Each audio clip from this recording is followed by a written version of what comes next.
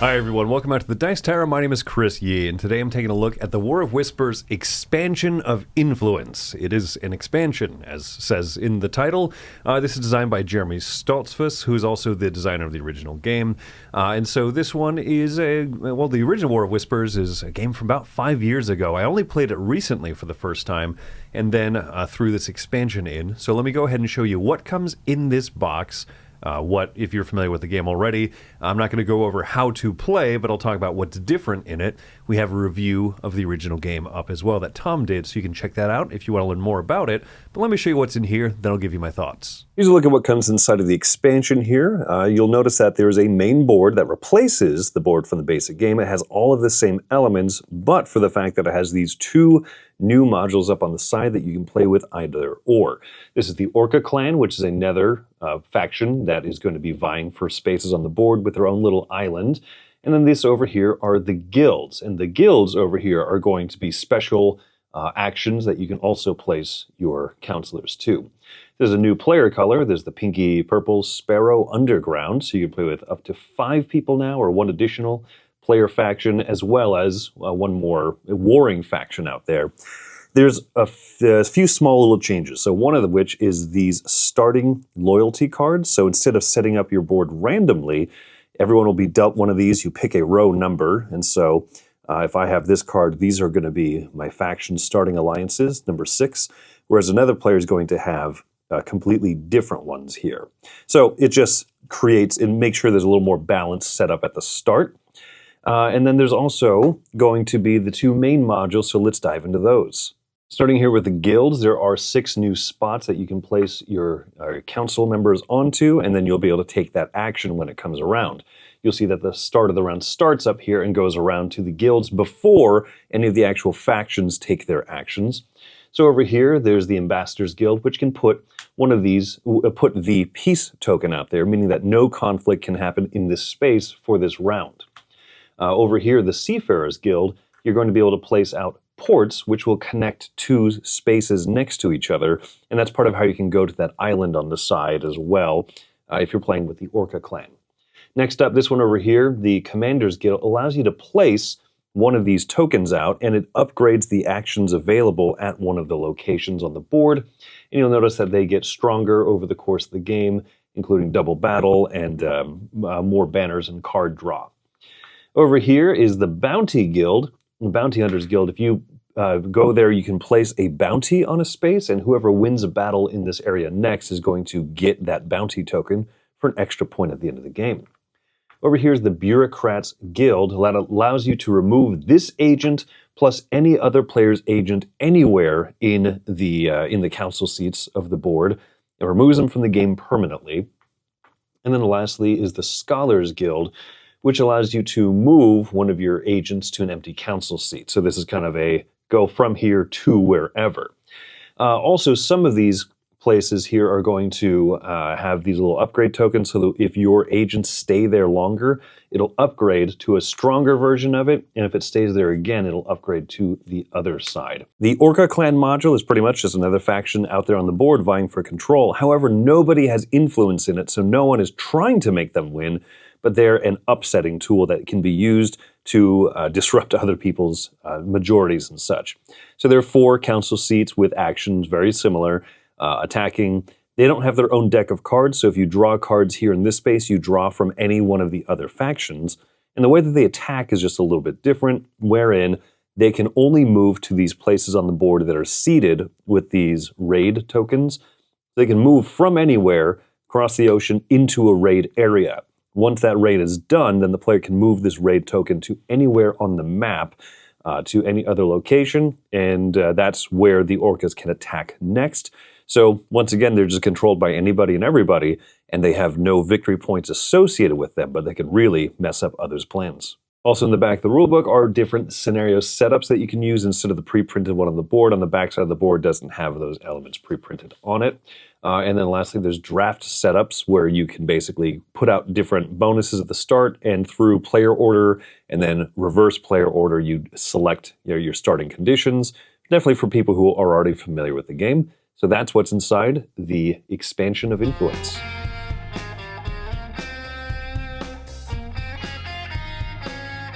A couple of production notes I really appreciate. First off, this supports both if you have either edition of the regular or the kind of deluxe version of it. There's pieces that support both, so you don't have that weird mismatch.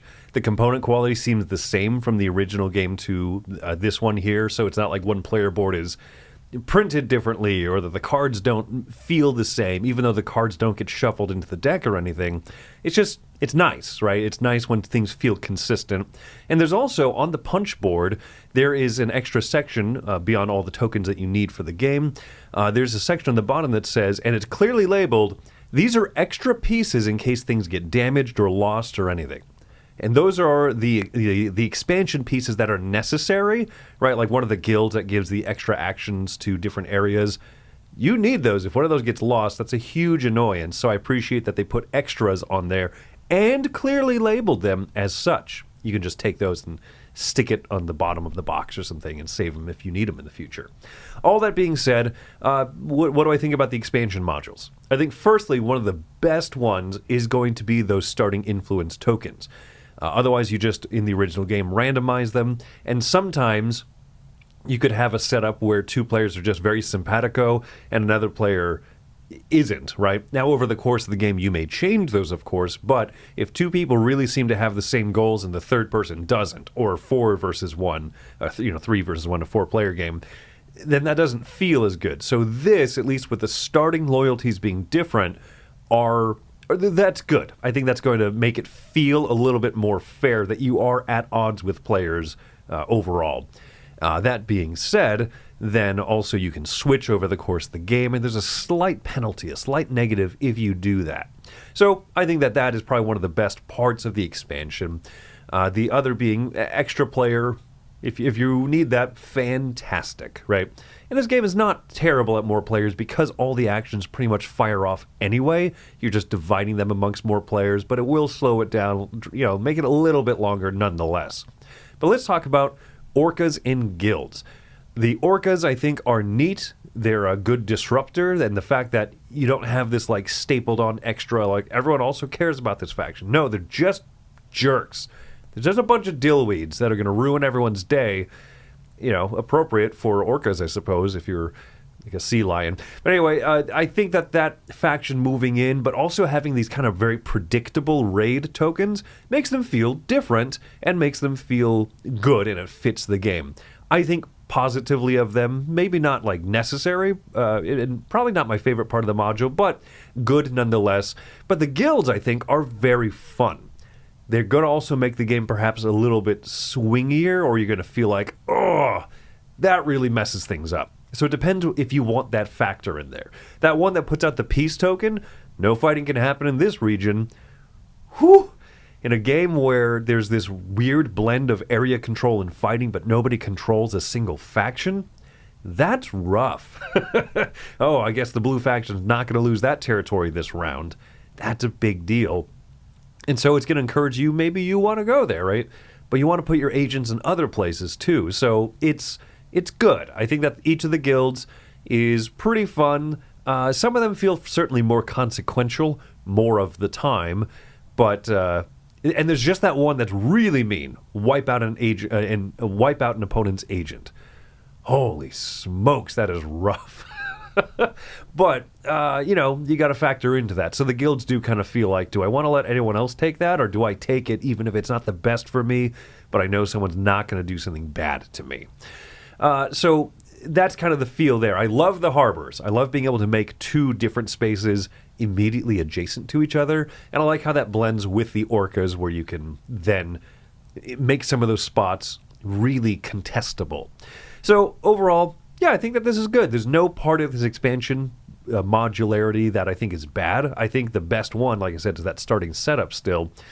So overall, yeah, if you like the original game, I think that this is a very sensible, nice addition to it that's not too much stuff, but it's going to add some good variety in there. And then some of those little variant rules where you can draft the setup stuff. I don't need that. There's enough variability in here, but I also like having that modular map set up so you can create different scenarios to play with. So yeah, if you're familiar with the game, great. If you're not familiar with the game, I think there's still, I don't know, like I don't think you need to pick this one up with the base game. Play the base game a few times. It's an odd duck, but it's a fun odd duck. And then if you like it after a few plays, why not pick this one up? Score-wise, I'm giving this one a 7.5. I don't think it's a key, critical, essential expansion, although I do think that those setup cards really help. But that being said, the game's kind of, it's not one I play very seriously. I think it's a little bit silly, but fun nonetheless. And this expansion just adds some stuff that makes it overall better, right? Especially across the different player counts. It's scaled pretty well where the lower player counts give you, I think, an additional agent you send out at the beginning of the game. So I think that this is a well thought out and well implemented expansion. So I'm giving a 7.5, a seal of approval to the expansion of influence for War of Whispers. Cool game. And so thanks for checking out this review with me here, Chris, at the Dice Tower. Till next time, take care. Hey everybody, thanks for watching another video from the Dice Tower. Hey, you want to learn more about us, communicate with us? We have a Facebook group, we have a Discord channel, lots of different ways to get involved with the Dice Tower. You can find that in our Linktree link below. So just click that, it will take you and you can communicate with us on Facebook, join our Facebook groups. There's lots of cool things that you can find and become part of the Dice Tower. Thanks so much for watching. I'm Tom Vassell.